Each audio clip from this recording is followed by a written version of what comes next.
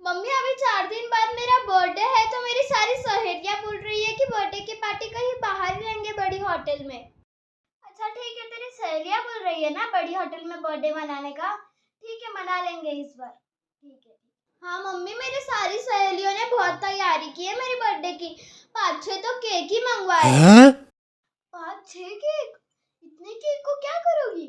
अरे मम्मी जी, आजकल है ना सब एक दूसरे को चेहरे को केक लगाते हैं और जिसका बर्थडे रहा ना उसको तो पूरा केक से मिलाई देते हैं। वो आजकल ट्रेंड चल रहा है ना। हाँ, इसलिए वो सब भी वही करेंगे लगता है, इसलिए इतने सारे केक मंगवाए हैं। बहू, लेकिन ये सब करना जरूरी है क्या? अरे मम्मी जी, आजकल की ट्रेंडिंग है, सब ट्रेंडिंग के हिसाब से चलना पड़ता है। और आपको मालूम है मम्मी जी, 5-6 तो कोल्ड ड्रिंक की बोतलें मंगाई है। What? वो क्या है ना मम्मी जी, कोल्ड ड्रिंक की बोतलों को सब ऐसा एक साथ हिलाएंगे, फिर उसे खोलेंगे ना तो उसमें से बहुत ऐसा झाग निकलेगा, फिर सब एक साथ हैप्पी बर्थडे बोलेंगे। इसलिए वो आजकल का ट्रेंड है ना। इन दोनों के लफड़े पे मेरे को क्यों फंसा के रखा है? उठा ले रे बाबा, उठा ले। और पता है मम्मी जी, जो स्नैक्स रहता है ना खाने का, उसे उछाल उछाल के मुंह में डालते हैं। हाँ, बहुत मजा आता है ऐसी पार्टी करने का। और मेरी बर्थडे पार्टी भी वैसे ही ट्रेंड के हिसाब से करेंगे।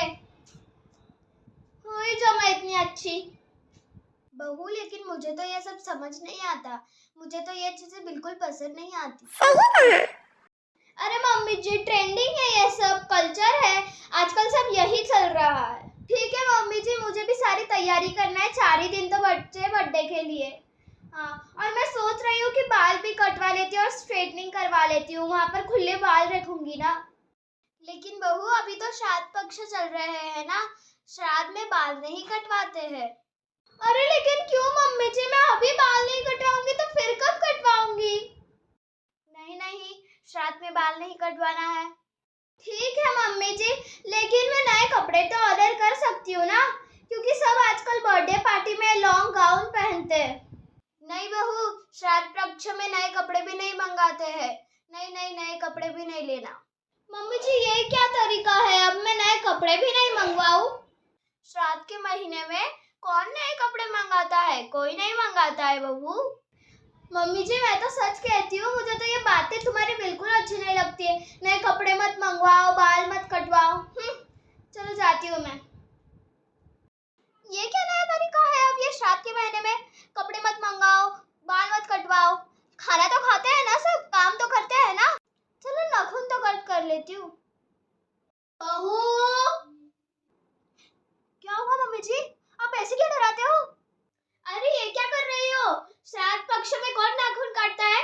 नाखून नहीं काटना श्राद्ध के महीने में। मम्मी जी, श्राद्ध के महीने में नाखून भी नहीं काटना? कितने बड़े हो गए ये, अब नाखून तो काटने दो। हाँ तो बढ़ गया तो क्या हुआ, श्राद्ध पक्ष खत्म होने के बाद काट लेना, कोई बात नहीं। क्या मम्मी जी, आपने श्राद्ध के नाम पर सारी चीजों पर रोक लगा के रख दी है। अब तो मैं मेरे मायके ही चले जाती हूँ। श्राद्ध पक्ष में मायके भी नहीं जाते, कहीं नहीं जाना है, श्राद्ध पक्ष खत्म होने के बाद चली जाना। अच्छा काम है इनका तो। बहू, इधर आना तो। क्या मम्मी जी? बहू, कल तेरी दादी सास का श्राद्ध है, तो सुबह जल्दी उठकर खीर, पूरी, भजिया, आलू की सब्जी, भिंडी की सब्जी और खीर बना लेना। बहू, और कल खाना शुद्ध बनाना, बिन लहसुन प्याज का। और किसी का खाना खाने से पहले कागवास की थाली पिरोसकर बेटे के हाथ से ऊपर पहुंचा देना। ये क्या हुआ? जितने भी छोटे छोटे बच्चे हैं उन्हें सबको खाना खाने के लिए बुला लेना और पंडित जी को बुला लेना। वैसे तो मैंने एक बार बता दिया है, लेकिन तू भी बता देना और सबको खाना पिरोस देना अच्छे से। और गाय कुत्ते की रोटी निकाल लेना किसी के खाने के पहले। मम्मी जी, इतना ढोंग करना जरूरी है क्या? What? बहू, ये क्या बोल रही है तू, पागल हो गई है क्या? कल श्राद्ध है, कल ये सब तो करना ही पड़ेगा। अच्छा ठीक है, मुझे ये बताओ, श्राद्ध करने से क्या होगा? अरे क्या होगा क्या, मान्यता है कि ये हम करते हैं तो हमारे पूर्वजों को मिलता है, और सब करते हैं तो हम भी करते हैं। अरे मम्मी जी, ये तो सब फालतू बातें हैं, किसने देखा है कि आगे जाकर ये सब मिलता है? फालतू बातें। कौन है ये लोग? कहाँ से आते हैं? मम्मी जी क्या जरूरत है ये 10 चीजें बनाओ, 10 लोगों को बुलाओ, पंडित जी को बुलाओ, प्याज मत डालो, लहसुन मत डालो, सब ढोंगी बनाए मम्मी जी। ये जाने वाले थे चले गए, ऐसा किसी को कुछ नहीं मिलता पीछे। बहू ये तो परंपरा है, कितने सालों से चलते आ रही है। हमने कितने लोगों को ये करते हुए देखा है और सब करते हैं तो हम भी करते हैं। देखो मम्मी जी मेरी बात सुनो, अपन को क्या मालूम है आगे पीछे मिले कि नहीं मिले, तो फिर हम क्यों करते हैं? दुनिया को ये ढोंग करने दो, अपन नहीं करते। वाह आजकल की बहुएं 5-5, 6-6 महंगे केक मंगवाकर उसे मुंह पर लगाकर खराब कर रही है और बोल रही है कि आजकल का ट्रेंड है। तुम्हें ये ढोंग नहीं लगता, तुम्हें ये ट्रेंड लगता है।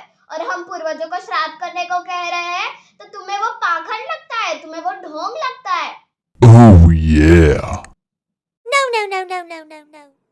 और इतनी सारी मोमबत्तियां जलाकर उसे फूंक मार मार कर बुझा रही है, वो तुम्हें ट्रेंडिंग कल्चर लगता है। ये ट्रेंड है, ये कल्चर है, वो तुम्हें ढोंग नहीं लगता।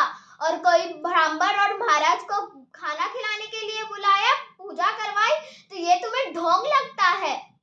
वाह आजकल की बहुएं।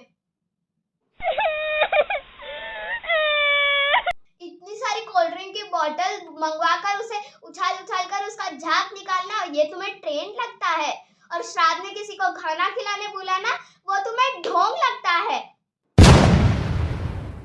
बड़ी बड़ी होटलों में जाकर ब्रेड पर कच्चे प्याज, टमाटर और ककड़ी रखकर खाना, वो तुम्हें ट्रेंडिंग लगता है, कल्चर लगता है। और श्राद्ध में खीर पूरी बनाकर खाना, वो तुम्हें ढोंग लगता है। वाह आजकल की बहुएं। चाहे कितनी भी ट्रेंडिंग में चले जाओ, लेकिन खुद की संस्कृति कभी नहीं भूलना चाहिए।